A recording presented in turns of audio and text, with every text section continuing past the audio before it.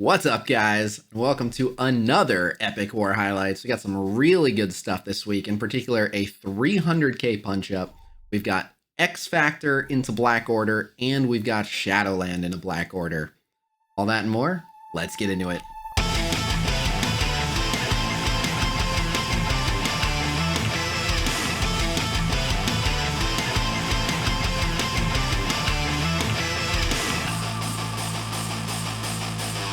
All right, so we're going to start off with a viewer-submitted clip here. So shout out to Shogunn on Discord for sending this to me. But as you can see at the bottom here of the save squads, I have it paused because it goes very quickly, as you'll see. But he's running a 431k Shadowland team. So we'll go ahead and hit play here. And I don't know if you caught that. That is a 744k Asgardian team. This is about a 300k punch-up. But Shadowland have all the tools that they need to deal with the Asgardians. In particular, they do a ton of negative effects, and the Asgardians don't really have a cleanse or anything like that. And then they have White Tiger, who can get resets. And given that there's Hela, they have a lot of opportunity to snowball. But as you can see, they just focus out Thor right away. They get all this speed up on spawn, so you don't need too much strategy. Aside from you can literally just blow up Thor before any of the Asgardians even get to go. Now, interestingly, they have Moon Knight very low. The mind control, another reason they're very good in the Asgard. Now, Moon Knight does go down anyway, but that's only because this is such a massive punch up. Because Moon Knight is actually very, very tanky, and they would not have been able to drop him because the mind control does almost no damage. Shadowland in particular, very resilient against mind control. But he took very little damage. It just so happened that they had been focusing him quite a bit. The Moon Knight wasn't that big, and it's such a massive punch-up. And you'll see this is still an incredibly clean fight. I mean, you can see all the negative effects that are on the enemy team. Those heal blocks, absolutely devastating to the Asgardians. And he opted not to go ahead and use that ultimate there by Night Nurse. If that ultimate had been T4'd, that would have flipped all of the negative effects to positive effects, and you would have had, as you just saw there, so it is T4'd. Now there's a death proof on Daredevil. And personally, I would have opted for the death proof on White Tiger, but it doesn't matter. This is going very, very well. Again, all those heal blocks means that he has plenty of time to work, and he doesn't have to worry about Thor, so there's no real risk. The Night Nurse sustain is doing quite a bit for them here. So, unfortunately, poor choice of target selection. White Tiger looks to be in a bit of trouble, but that gives speed to Night Nurse, so we'll see if Night Nurse is able to bail White Tiger out of this. This is actually my first time watching this clip all the way through. Yeah, so the extra speed to Night Nurse allows the heal over there to White Tiger, which means White Tiger is doing okay. The defense ups keep going whenever someone drops below 50% on Shadowland, so that's working for them. And then, as you can see here, White Tiger gets 700 speed having to hit a Greg, which means White Tiger gets to go again. And let's see what he does here. All right, so throws that and it gets dodged, but it still gives counter to the entire team. There's another takedown for her. The Night Nurse ultimate back up. Let's see if he uses it. All right, good. So yeah, so now a ton of healing. And now with all these counters, Loki fires a basic, so that blows that evade. And yet again, a clutch defense up coming in from Night Nurse here.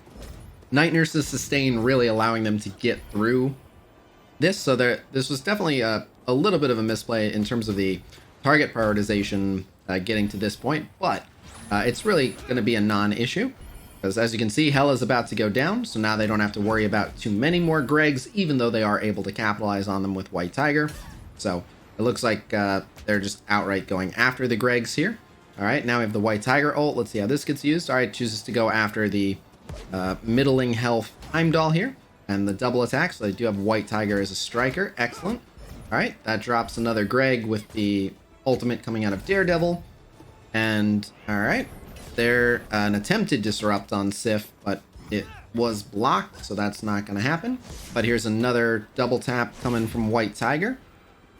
All right, and then continuing the double taps, there's a double tap from Daredevil. And because Sif was dropped below 50%, she got put into stealth by Loki.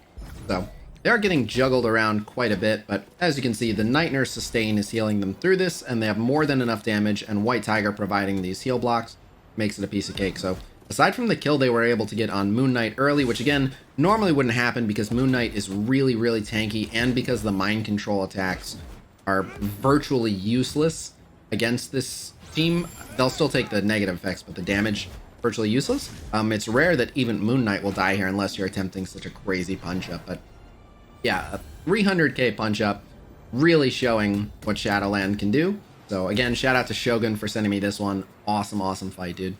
All right, so this next clip we're taking a look at is sent to me by one of my alliance mates. So shout out to Masaki Yosho. You can see here it is going to be pretty much a 60k punch up into Black Order, and this is insecurity. So I had mentioned in a previous video that Shadowland can punch up on and take down the Black Order, and a bunch of people said they didn't think that was the case and they wanted to see proof. Ask and you shall receive. So we're breaking it down, and again, this is not only a punch up, but it's insecurity. So that offense up Thanos basic, pretty brutal drops. Moon Knight below half because of the defense down, but then he gets a defense up from Night Nurse there, but it's gone because he takes his first turn. So opts not to use the Moon Knight ultimate, which actually would have cleared a ton of their positive effects, but he's smart. He's waiting for Thanos to flip. You don't want to actually open up with that until after Thanos is flipped. Otherwise, he'll turn all the negative effects from Moon Knight into positive effects. That's a big no-no. So you also want to hold the Night Nurse ultimate because that's going to flip all negative effects into positive effects. So you effectively have a Thanos snap on Shadowland, but it's in two pieces. You have clearing all their positive effects and applying a bunch of negatives with Moon Knight, and then you have flipping your negative effects into positive effects with Night Nurse. So he's very smart to make sure that he saved all of that.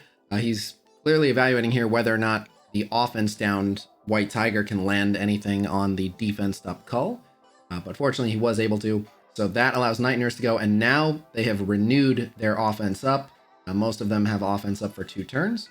So Daredevil does go down there, so he is now in a 4v5, but this is where the fun begins.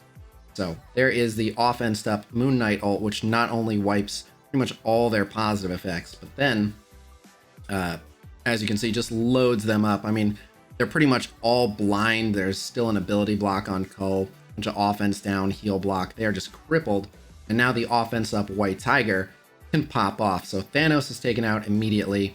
And the Black Order is definitely quite a bit less scary without Thanos. And then he's going after Ebony. He switched over to get a quick kill on Proxima. Taking out Ebony, still a good idea, but that Ebony blind for 2 turns. So even if Ebony was allowed to see his next turn, his ultimate would still miss and it wouldn't do any damage. It would just give them some speed bar. Moon Knight getting all the crits from that chain combo right there. Ebony falls over from his bleeds, and now there's only 1, and with all the attacks, as you can see, super, super clean. Easy punch up, Shadowland, destroying Black Order. And our final clip that we're going to take a look at here is one of mine. It's 120k punch up X Factor into the Black Order. And this is insecurity, which is extra dangerous, as these guys don't really get like a defense up on spawn or offense down that they can readily apply to their opponents. So you have an offense up Thanos hitting into characters with defense down, definitely risky. But I had faith in X Factor with the help of Silver Surfer, who does quite a bit of work countering Black Order on his own. So you can see a lot of damage coming out. Long Shot already in some trouble, still defense down. Surfer, however, we're going to open up and remove the immunities, heal block them all, and ability block Cull. So this is super useful. I opt to use the Shatterstar special here because I want to maximize the amount of time that I have to hit into them having defense down. However, I don't press the long shot special after this, which I was tempted to do, but I was worried that he would not survive the retaliation. Not that I thought he would die, but that I thought he would take too much damage. So I saw an opportunity to take out Proxima, and ultimately, if I remember correctly, I do go ahead and basic Proxima here. Yep, and that drops her incredibly low. Multiple Man is able to cleanse himself by using his special there, and he has the dupes with Death Proof, so they'll survive at least 1 Cull retaliation. A Polaris AoE drops Proxima there, and now I'm trying to remove the positive effects from Ebony. I'm not sure if Ebony is who I should have been focusing here. It might have made more sense to go after Thanos since we're eating the retaliations anyway, but because I am able to remove the Death Proof, I am able to go after Ebony. Now, I did make a misplay here, which is I should have used the Shatterstar AoE. I was worried that he would die because Cull had counter and would have retaliated. So I was correct in thinking as far ahead as knowing that Shatterstar would die. However, Thanos just ults right here anyway, and Shatterstar ends up dying anyway. So I should have just let him die for that AoE and done a bit more damage, but not the end of the world. As you can see, I was getting a little bit nervous when it got down to just Multiple Man and Silver Surfer, but Multiple Man is incredible for running a ton of interference. Silver Surfer at this point has taken several turns. He's very, very fast. He does a ton of damage, and the scariest part of the Black Order arsenal was already burned. So I was feeling pretty confident that we would win, down this home stretch here, and that's exactly what happened. So that was a little bit close for comfort, but it was also a sizable punch up against a very formidable team in security. And this is a team with no defense up or anything on spawn. So yeah, I'm impressed they won. All right, so there you have it. Some really good clips this week, some highly demanded matchups in particular, but that is all I've got for you guys. If you want to submit clips to Epic War Highlights, you can of course send them to me. You can PM me on Discord, or you can email them to me. My email is in the video description below. On that note, huge shout out to both Shogunn and Masaki for sending me their footage that was featured in this episode. Awesome matches, guys. Thank you very much. But yeah, as I said, that is all I've got for you guys. So I will see you guys real soon. Please be sure to like, subscribe, and invade a continent. And until next time.